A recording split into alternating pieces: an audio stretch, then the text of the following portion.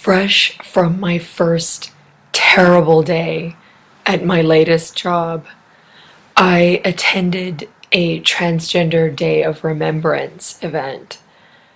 Rather than go back to my flat and cry, I wrote what I wish I'd had an opportunity to say on the plaza of City Hall this evening. My name is Keith Seacrest. I'm non-binary, and I'm an artist, writer, stage manager, and massage therapist. I apologize for my voice.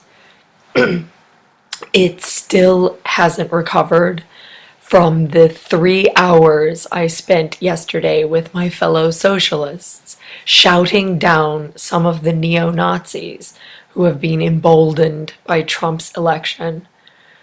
The chants we used to drown out those white supremacists were good reminders of how interconnected our struggles are.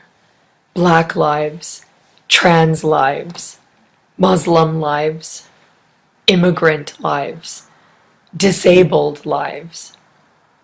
We all deserve life, and we have all been failed by a system that mercilessly exploits us and either sneers at us or tokenizes us.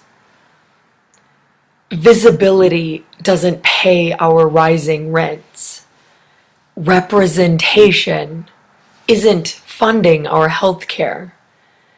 Tokenizing a few of us for praise and for profit does not bring us a living wage, or housing, or for those detained and imprisoned trans people, freedom.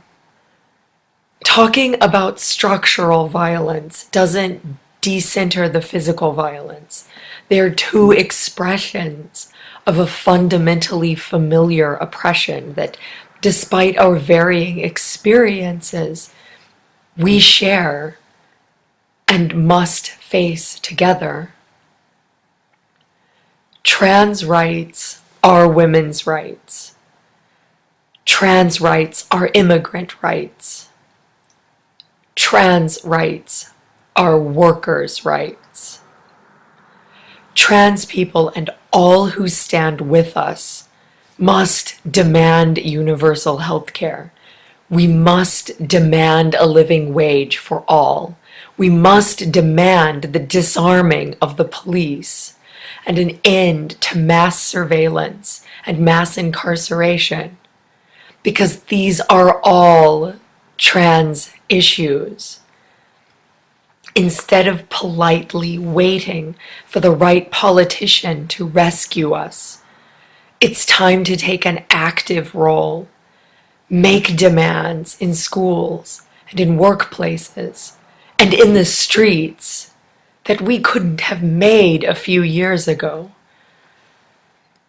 Our only option is standing up and fighting back against Trump, but also against the capitalist system that elevated him to power over us. This is a matter of survival. We are dying without health care, without housing, without fair wages. But together we can build a better world. That is not a dream. It is a necessity. To paraphrase the great labor organizer Mother Jones, mourn the dead and fight like hell for the living.